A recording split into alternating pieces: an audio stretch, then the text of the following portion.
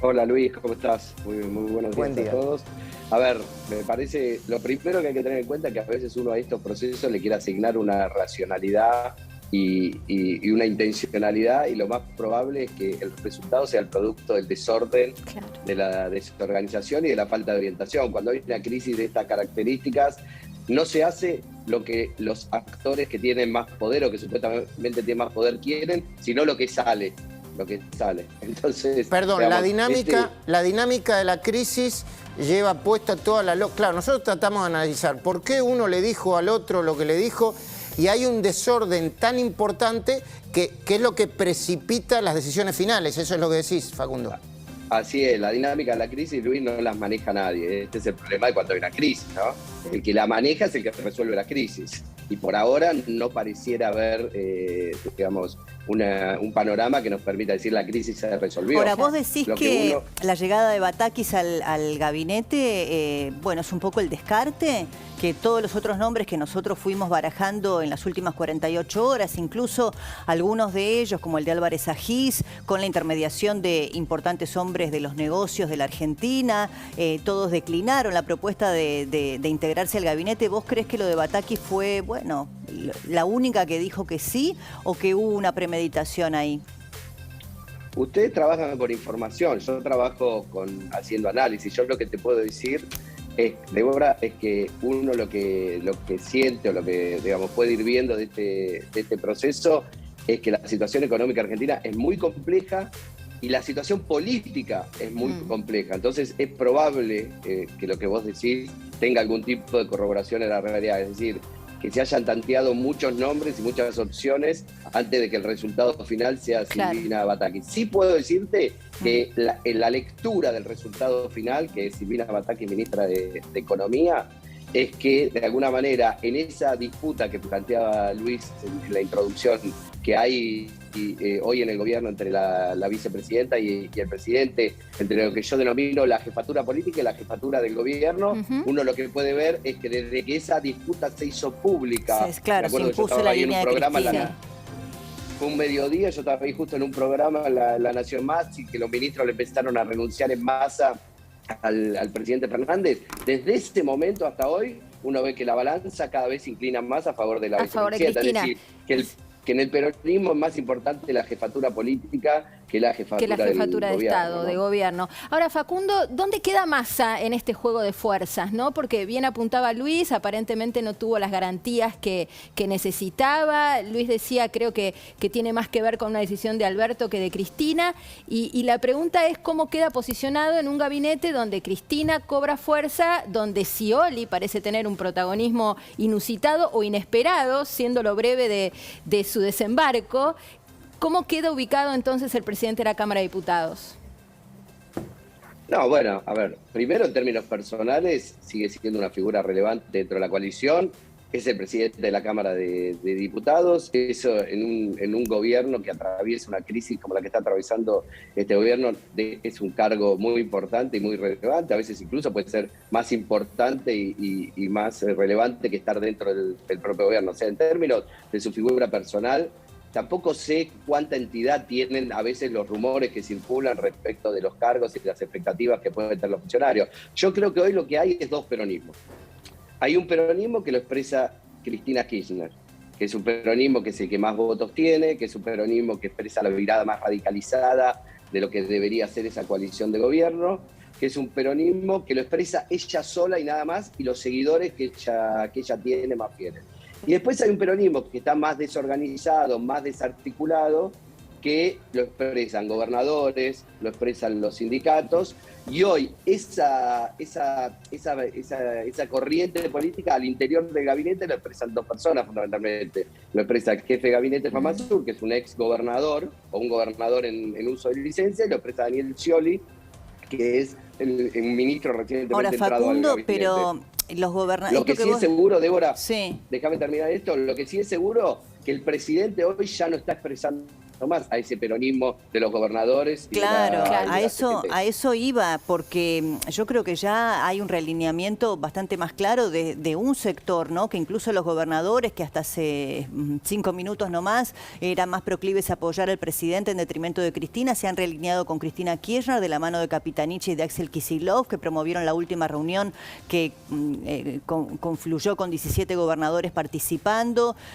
Bueno, el sindicalismo dividido, fue muy difícil lograr que la CGT finalmente, muchas presiones por parte del propio Cafiero, lo reciba el presidente. Entonces me parece que el realineamiento se está dando detrás de la figura de Cristina.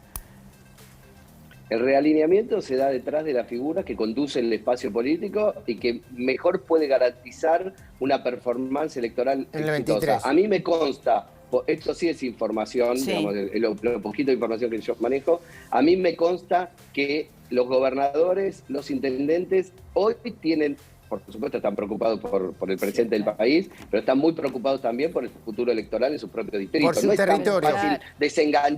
No es tan fácil desenganchar su futuro político electoral de lo que le está pasando al país. Y si el gobierno sigue en esta crisis, y esta crisis se espiraliza, muchos gobernadores e intendentes, incluso los que hoy vemos más sólidos, ven peligrar su futuro político electoral. Entonces, obviamente. Esto es información y es para adelante. Sí. Es para adelante, que es lo que le interesa a la audiencia, ¿no? Con tanta incertidumbre que hay. Ejemplo, Santa Fe ya están planteando una estrategia, Perotti y Mirabelli, más allá de que están abajo en las encuestas hoy, separándose de Alberto Fernández. San Juan lo mismo. Córdoba ni hablar, ¿no?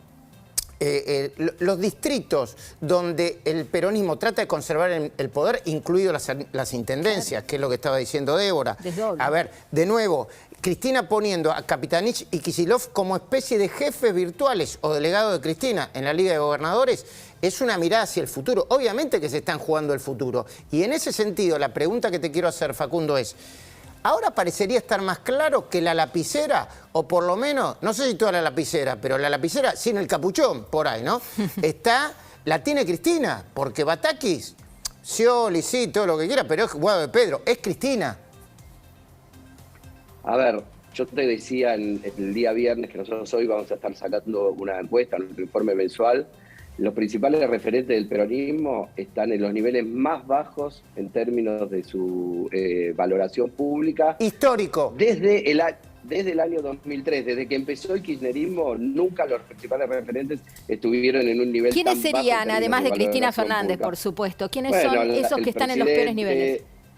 El presidente, la vicepresidenta, el gobernador de la provincia de Buenos Aires. Nosotros, para medir la credibilidad y la valoración que tiene un partido político de cara a las elecciones, siempre preguntamos cómo valoran a los principales referentes de esos partidos, porque hoy la gente más que a los partidos valora a las figuras de los partidos políticos, ¿no? Entonces, ese set de dirigentes que nosotros decimos, bueno, con estos testeamos cómo está hoy esa fuerza política, están en los niveles más bajos de su historia. Entonces, esa preocupación que dice Luis de los gobernadores de los distritos más importantes, pero ya no de los más importantes, de provincias que antes el peronismo sentía o pensaba que tenía garantizada, hoy empiezan a mirar con preocupación. Entonces, ¿cuál es la diferencia entre el presidente y la vicepresidenta? Que la vicepresidenta primero tiene un núcleo, un piso electoral mucho más sólido que el presidente, más allá de que su techo electoral pueda ser bajo, hoy tiene un piso electoral mucho más sólido que el presidente y además define un rumbo político. Vos podés decir, ese rumbo político no me gusta, pero lo define el rumbo político y dice, vamos hacia este lugar.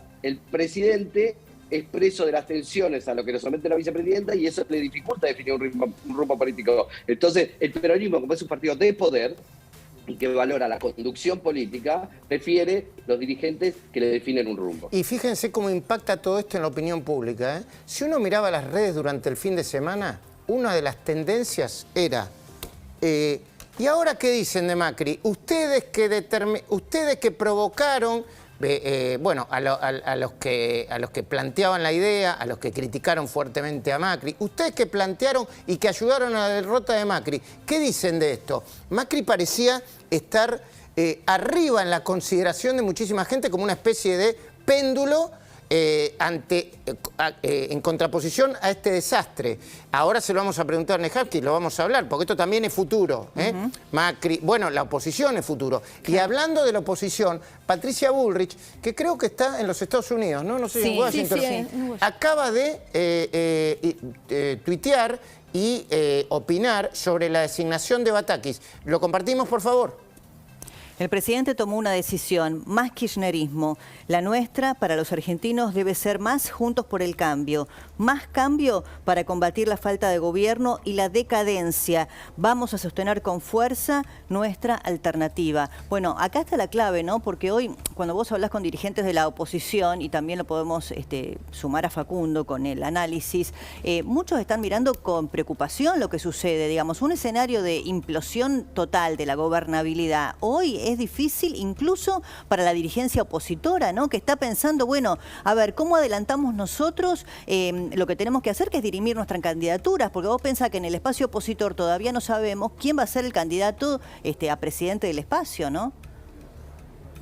A ver, dos cosas al respecto, Débora. La primera, hay un dicho que dice, las crisis las carga el diablo, ¿no? Como las armas. Es decir, vos tenés hoy un partido con una fuerza política que es la principal coalición opositora, que en situaciones como esta uno debería pensar se ve fortalecida porque la gente, cuando el oficialismo no está funcionando bien, tiende a elegir la opción opositora. Esto al mismo tiempo fortalece la unidad de la opción opositora, porque la posibilidad de llegar al poder siempre es un alimento ordenador, sí, para mantenerse unidos, porque hay muchos incentivos para todos los dirigentes para poder llegar al poder todos juntos. Pero al mismo tiempo, si la situación de crisis se espiraliza, eso puede dar resultados inciertos. Por lo tanto, una cosa es que al gobierno le vaya mal. Nadie quiere que flote, digamos. La opción opositora. Otra cosa es que la crisis se profundice, porque si la crisis se profundiza, como la política está en cuestionamiento en términos generales, la sociedad está enojada con la política en general, si la crisis se espiraliza y se profundiza,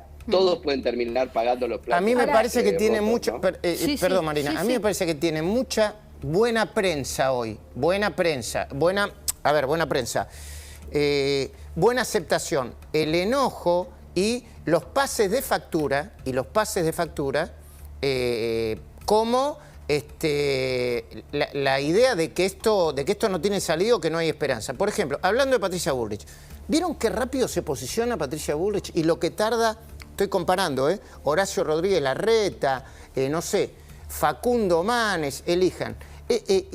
Patricia Bullrich se posiciona claramente en un lugar donde todavía no asumió Batakis y se posiciona en un lugar donde da por sentado que hay más kirchnerismo, que es yo te diría que es un lugar más proclive o más cercano a lo que hacemos nosotros, que somos periodistas, que ponemos antecedentes, claro, es escribimos. Una definición casi de editorialista, decís. Bueno, esa la convirtió Patricia, en precandidata a presidente. O sea, bueno, cuando vivimos la pandemia y el gobierno tenía índices de aceptación más o menos altos, ¿no? Como consecuencia de lo que estábamos atravesando, la única que se animaba del espacio a salir a confrontar era Patricia Bullrich. Y eso, mientras había silencio por parte de muchos dirigentes de la oposición en ese momento, la convirtió en precandidata a presidenta. Después veremos cómo se dirime la candidatura. Y en un punto me parece también que es lo que las bases esperan de ella. Es un poco un mensaje que representa a su electorado, a la gente que la sigue. Se espera de Patricia que tome posición sin dilaciones, también porque no tiene una responsabilidad, digamos, de ejercicio de función pública. Producción, ¿no? Fijémonos la hora, quiero saber cómo están reaccionando los mercados, en cuanto empiecen a reaccionar, ¿sí?